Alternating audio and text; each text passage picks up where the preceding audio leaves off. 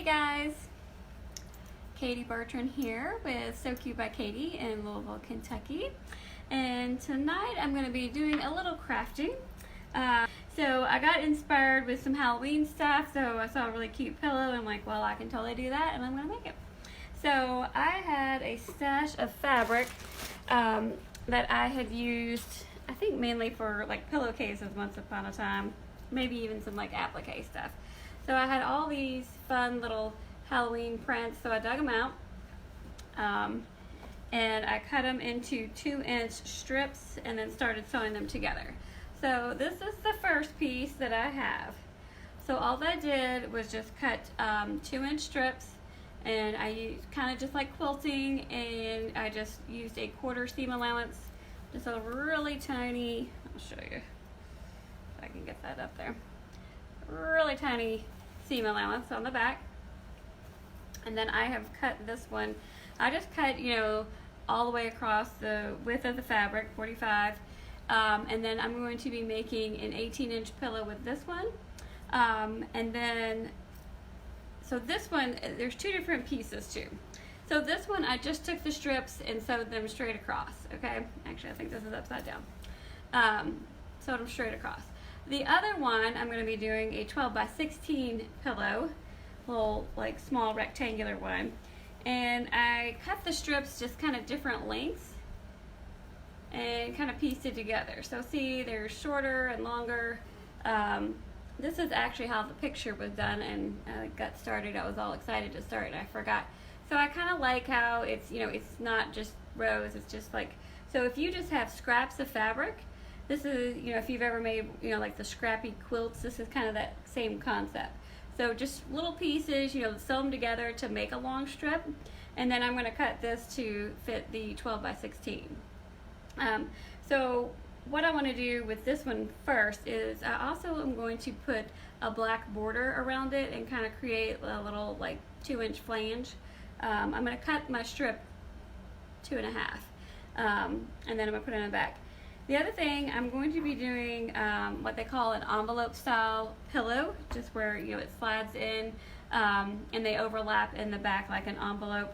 And then that way I can just take the insert out and pack my pillow cover away with all my Halloween decorations. That way I don't sew the pillow and then I've got a big puffy pillow that I have to store. I can just take the cover off, fold it up, and store it away, and then I can use my insert because it's going to be so cute. I'm going to make it for all the other holidays.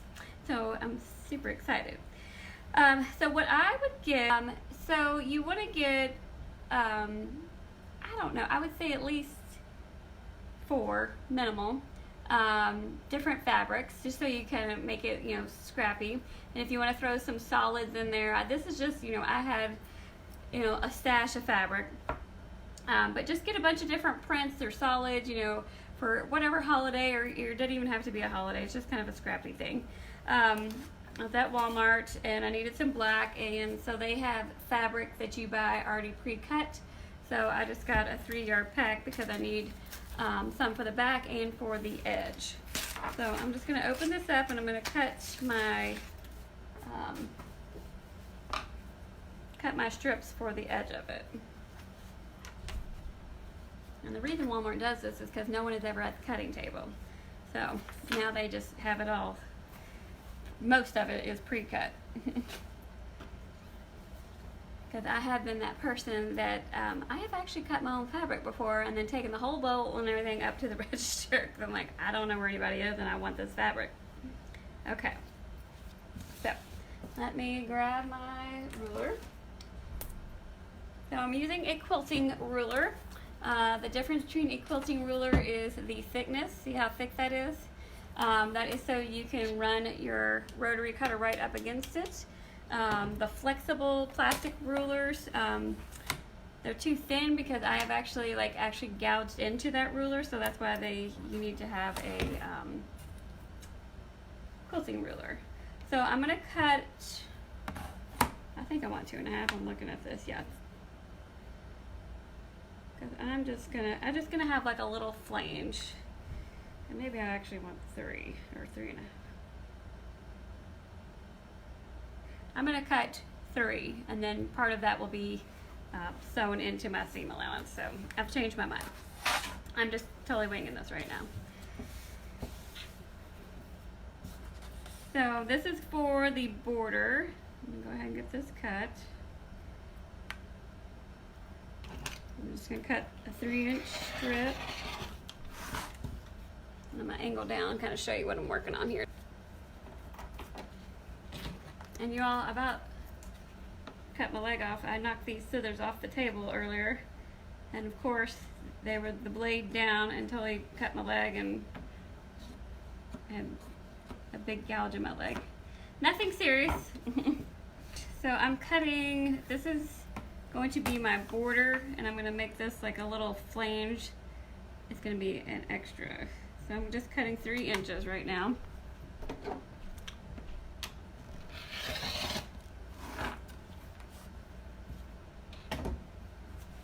Okay, so I'm going to work with the material that I'm going to use for the 12 by 16. And I just started piecing this, so this is a large piece, so I think I'm going to make a smaller one too. But first, what I'm going to do is I need to straighten up my edge right here. So I'm going to do this first, get this lined up.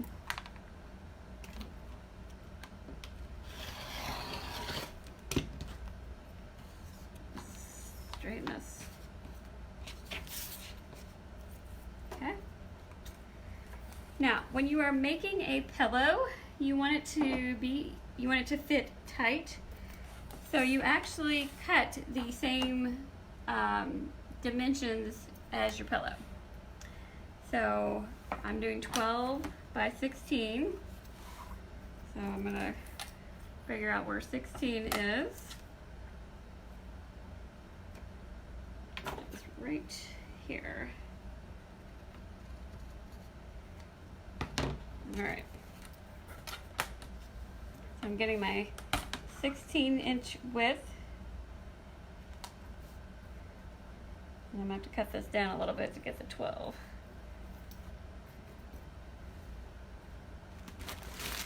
I keep double checking my measurement. Yep, that's right.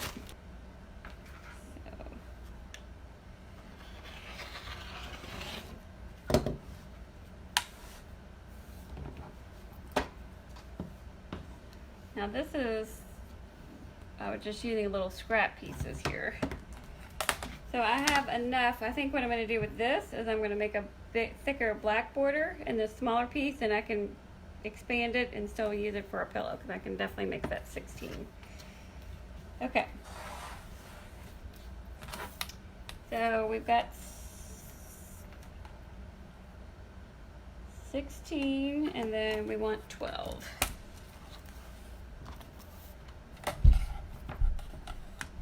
So let's see where that is. And then we're going to sew our black border around. And 12 is right on this seam right here. And I'm just going to use my scissors because it's right on this seam. So I can just cut this.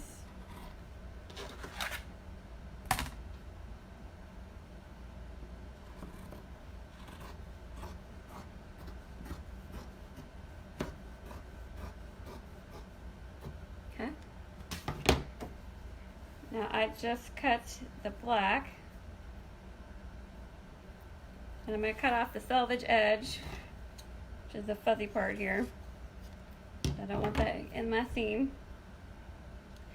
So what I'm going to do first is I'm going to sew the black border across the top and the bottom, and then I will sew the edges, and then we'll cut our back piece. So let me go ahead and sew this on.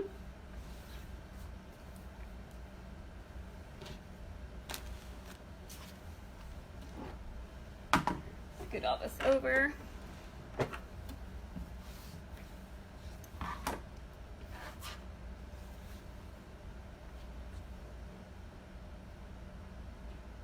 Okay, so I'm just going to use a 1/4 inch seam allowance.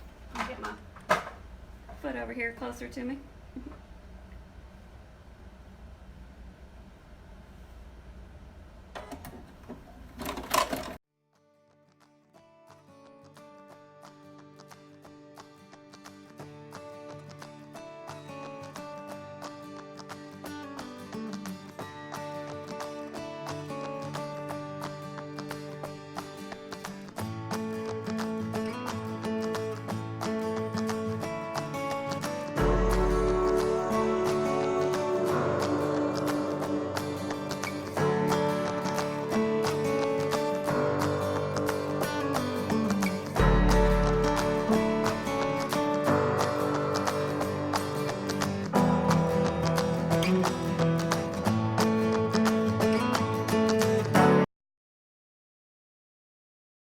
going to take this over to the ironing board, and I'm going to fold back just like a 1/2 inch and iron it, and then fold it again.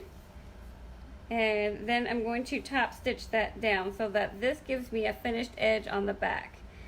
Okay, so let me iron that real fast, and then we'll do our fold hem.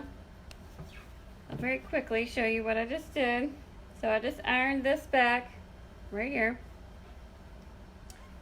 so you can see it because it's black. I'm going to put a couple pins right here, even though I don't like to pin a lot.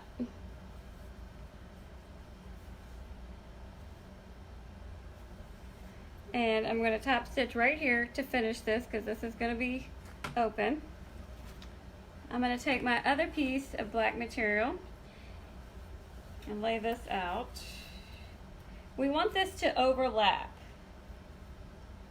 And even with our, I'm going to pin this, I'm just going to make a hem.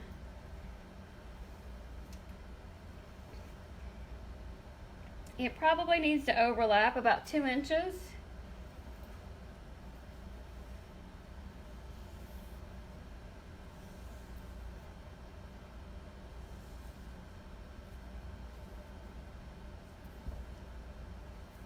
Okay, and I will press that. So I'm going to pull this up here just so you can see the material. I'm going to use my little hem gauge right here. So that's about 2 inches right there.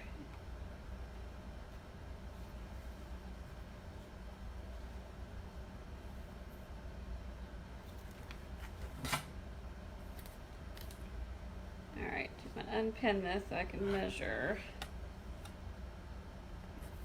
Keep turning my ruler the wrong way. So this piece is also, looks like this will be 13 also. So both pieces I cut were 13. Let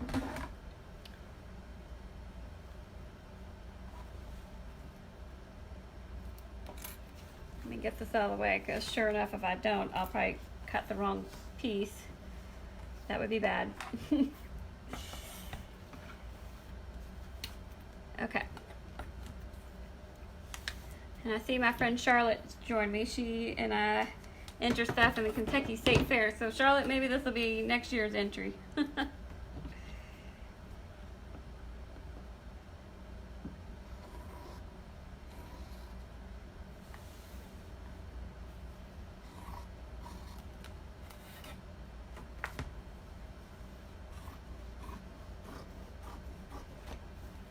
Okay, so now I will iron this, and I'm going to just fold it back once and then fold it back again to do my fold hem, and I'm going to top stitch that. So I'm going to press this real quick.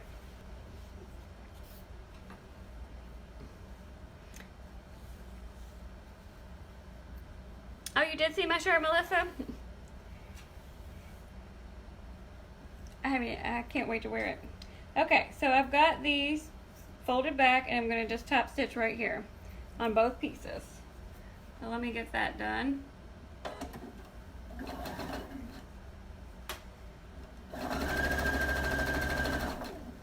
Now Melissa is in my sewing club, so if any of you all want to join, this month we are making a kimono. We just did our sewing video yesterday.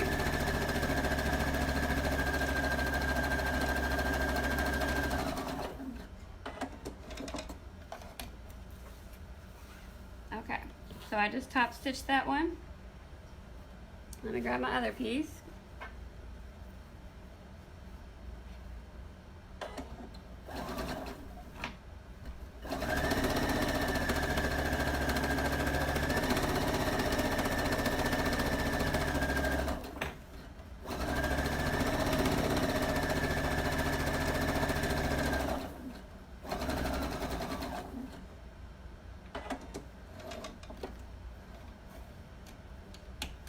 I know, Melissa, it's hard to find time, but it's like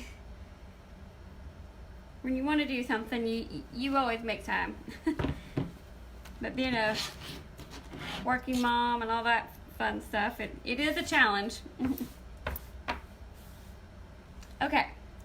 have this laid out here, so I'm putting the right sides together, so this is where the material is folded back. So this is going to be turned to the inside. And since this is an envelope style pillow, they are going to overlap.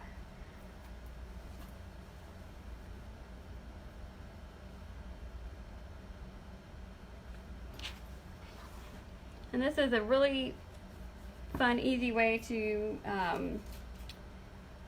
do a pillow. That way you don't have to put a zipper in.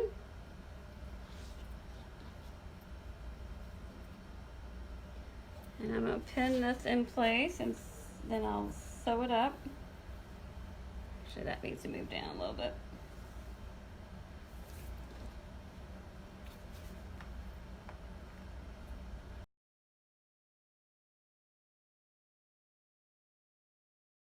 Okay, I have this pinned all the way around and I'm going to stitch this.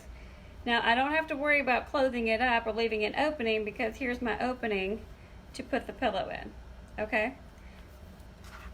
So normally you would need to leave an opening that you would insert the pillow at the bottom or wherever you're going to put a zipper or whatnot. So I'm going to go ahead and stitch this up.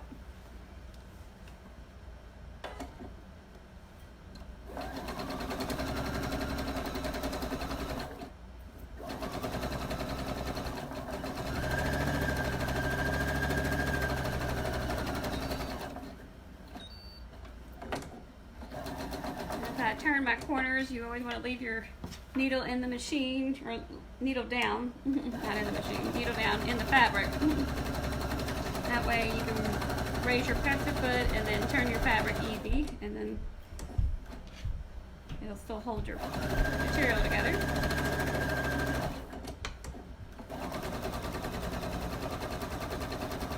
Oh yeah, Melissa, you can do crochet. There's so many categories you can enter. I mean, not even just sewing, but yeah, I would definitely enter, if for no other reason than to get the exhibitor passes.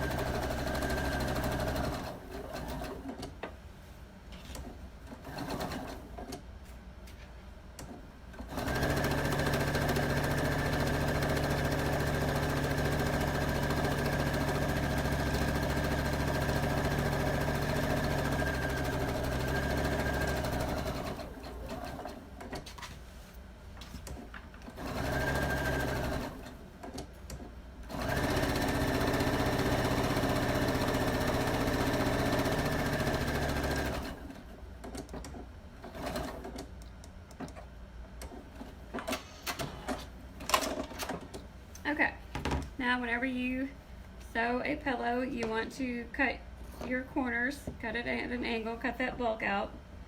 I'm just cutting that excess off. So cut your corners, reduce the bulk.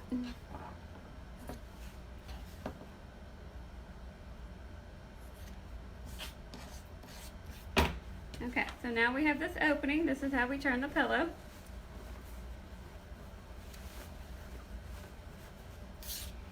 Oh, and Debbie is joining us, and she said it's her first time watching, and she is a local. She's in Crestwood, not too far from me. Thanks for joining. Okay, so now I'm just pushing out the corners with my finger, getting that point, but they do make a tool called a point turner. I'm sure I have one somewhere. I have no idea where it is, so I'm using my scissors. But gently, be careful with your scissors because they are pretty pointy and can be sharp, and you might poke a hole in your fabric, so just do it gently if you're using your scissors. But you want to push the corners out. And then I'm going to press this, and I'm going to show you, we're going to do one more round of stitching. So now this, but see, this overlaps, and I've got my finished edge, so that's already done. So I'm going to iron this real good, and then I'm going to stitch right around the strips so that this will be the flange part.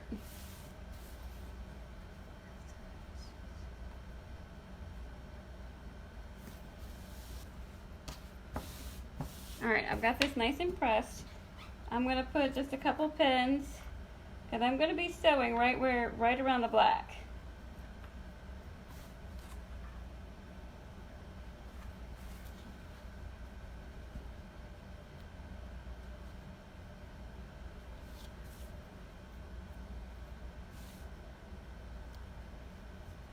Okay, so I'm going to go ahead and put this on the machine. And we'll stitch all around. And then we'll put our pillow in and see how cute it is.